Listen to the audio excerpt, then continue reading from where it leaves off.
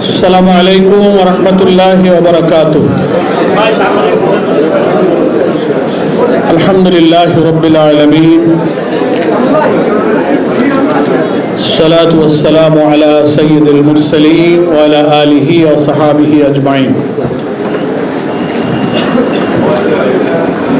Bangladesh railway employees League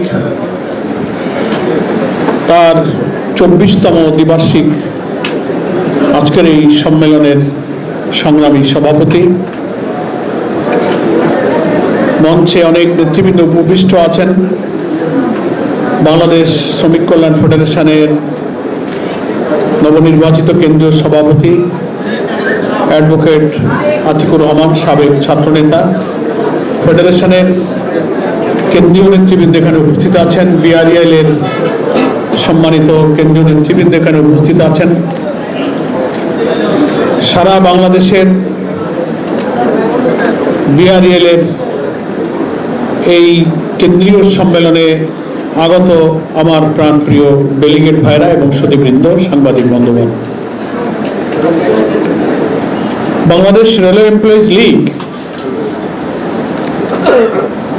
বাংলাদেশের rail খাতে উন্নয়ন, আধুনিকীকরণ, দেশ গড়ার একজন বা একটা প্রতিষ্ঠান হিসেবে, অনন্য অংশীদার হিসেবে তাকে চিন্তার ক্ষেত্রে, গবেষণার ক্ষেত্রে, প্রযুক্তির ক্ষেত্রে যে সমস্ত গবেষণা, উপদেশ, প্রস্তাবনা, পরিকল্পনা বিআরএল এর যাত্রার পর থেকে আজ পর্যন্ত তারা বিভিন্ন লেখনীর মাধ্যমে, গবেষণাপত্রের মাধ্যমে, তাদের স্মরণিকায় নানানভাবে প্রকাশিত তথ্য উপাত্তের মধ্য দিয়ে বিভিন্ন সময়ে সরকারকে যেভাবে সাহায্য করেছে, প্রথাগত রাজনীতিতে সরকারের বিরোধিতা করতেই হবে, বিরোধিতার জন্য বিরোধিতা করতে হবে, ক্ষমতায় যাওয়ার জন্যই আমার ট্রেড ইউনিয়ন করতে হবে, এই রাজনীতি কিন্তু বিআরএল কখনো করে নাই।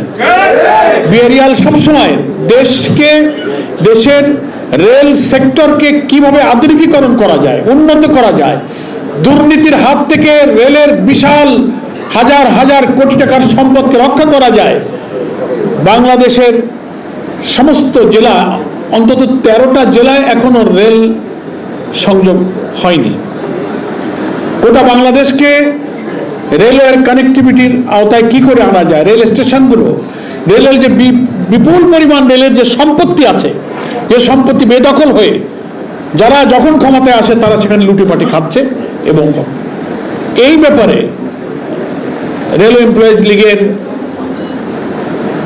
সুযোগ্য নেতৃত্ব বিভিন্ন সময় আমিও দেখেছি, তারা অনেক সেমিনার, সিম্পোজিয়াম করেছেন, অনেক রাউন্ড টেবিল করেছেন, অনেক লিখিত প্রস্তাবনা বিভিন্ন সময় সরকারকে তারা দিয়েছেন। তারা যদি রেলের উন্নয়নে বিআরএল এর এই সব প্রস্তাবনাগুলো মেনে নিতেন, কার্যকর করতেন, তাহলে রেল জগতে একটা নতুন ইনোভেশন, একটা নতুন ক্রিয়েশন, একটা নতুন ডাইমেনশনের মধ্য দিয়ে বাংলাদেশ আধুনিক উন্নত বিশ্বের রেল যেমন সেই দেশের যোগাযোগ খাতে এক অনন্য অবদান রেখেছে, বাংলাদেশকেও কিন্তু সেখানে পৌঁছে দেওয়া যেত।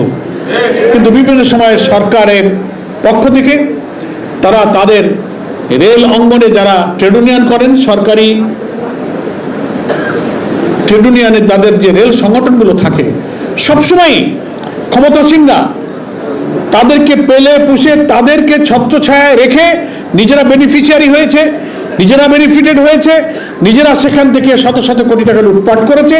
এবং সেই সব অসৎ, দুর্নীতিবাজ রেল নেতা, ট্রেড ইউনিয়ন নেতাদের ভাগ্যের পরিবর্তন করেছে। রেলের এবং রেলের কর্মচারী কর্মকর্তাদের কোনো ভাগ্যের পরিবর্তন হয় না। সেই সংগঠনের নাম হচ্ছে বাংলাদেশ রেলওয়ে এমপ্লয়িজ লীগ। স্বাধীনতার পর থেকে এ পর্যন্ত বিআরএল এর এগিয়ে চলা, আবার স্বাধীনতার অর্থাৎ বাংলাদেশের স্বাধীনতার আগে যখন আমরা পূর্ব পাকিস্তানে ছিলাম, ব্রিটিশের পর থেকে যখন দেশ ভাগ হলো, পাকিস্তানের 23 বছর আর এখন বাংলাদেশের প্রায় 54-55 বছর। এই দীর্ঘ পথে বিআরএল কিন্তু তার যাত্রাপথে বারবার ষড়যন্ত্রের শিকার হয়েছে। বাধা বিপত্তির শিকার হয়েছে। সেটা মারিয়ে আজকে বিআরএল যে নতুন রূপে বাংলাদেশের একটা বৃহৎ রেল শ্রমিক কর্মচারীদের একটা প্রিয় ট্রেড ইউনিয়নে পরিণত হয়েছে, আজকের এই বিআরএল এর 24তম কেন্দ্রীয় দ্বিবার্ষিক সম্মেলন তারই প্রমাণ বহন করে। আমি বিআরএল কে ধন্যবাদ জানাই। বিশেষ করে আজকের দ্বিবার্ষিক সম্মেলনে বিআরএল এর গঠনতন্ত্র মোতাবেক 2 বছরের জন্য যে নতুন কমিটি নির্বাচিত হলো শ্রমিক নেতা আখতারুজ্জামানের নেতৃত্বে, এই কমিটিকে আমি আন্তরিকভাবে মোবারকবাদ জানাই, তাদের জন্য দোয়া করি। যে প্রত্যয়, যে প্রতিশ্রুতি নিয়ে বিআরএল প্রতিষ্ঠিত হয়েছিল, সেই ঈপ্সিত লক্ষ্যের দিকে বর্তমান কমিটির নেতৃত্বে বিআরএল ইনশাআল্লাহ অপ্রতিরোধ্য গতিতে ইনশাআল্লাহ সামনের দিনগুলোতে এগিয়ে যাবে। আরেকটা কথা বলি, বিআরএল এর ঐতিহ্যের কথা, ইতিহাসের কথা।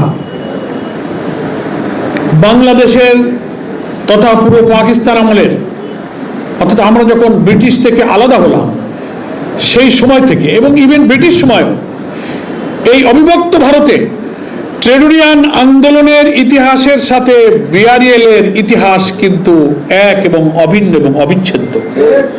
বিআরএল এর মধ্য দিয়েই কিন্তু মূলত দেশের ট্রেড ইউনিয়ন আন্দোলনের বিকাশ ঘটেছে। আমার আগের কারা যেন বক্তৃতায় এসব তথ্যগুলো বলেছেন।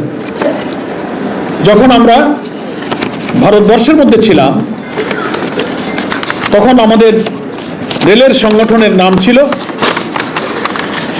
All India trade union. সেটা পাকিস্তানের জন্মের পর এমপ্লয়েজ লীগ হয়েছে, কিন্তু যখন আমরা অবিভক্ত ভারতে ছিলাম উপমহাদেশে, পাকিস্তান প্রতিষ্ঠার আগে 47-এর আগে all India trade union council, এটা ছিল তদানীন্তন ব্রিটিশ ভারতের ট্রেড ইউনিয়ন সংগঠনের নাম। স্বাধীন ছিল 47-এর 14 আগস্ট, মনে আছে আপনাদের? 14 আগস্ট কি হলো? পাকিস্তান হলো ভারত থেকে আলাদা হয়ে। সেই আগস্টের পরে 28শে সেপ্টেম্বর, অর্থাৎ তার পরের মাসেই এই পূর্ব পাকিস্তানের শ্রমিক নেতারা গঠন করলেন ইস্ট পাকিস্তান ট্রেড ইউনিয়ন। কথাটা বুঝে আসছে? East Pakistan trade union. 47-এর আগস্টে আমরা স্বাধীন হলাম, সেপ্টেম্বরে এই অংশের, ওদিকে তো পশ্চিম পাকিস্তান থাকলো, আমরা থাকলাম এদিকে পূর্ব পাকিস্তান, এই অংশের শ্রমিক নেতারা east Pakistan trade union federation গঠন করেছিলেন। সেখানে ডক্টর এ মালিক এবং ফয়েজ আহমদ সাহেব সভাপতি এবং সেক্রেটারি ছিলেন।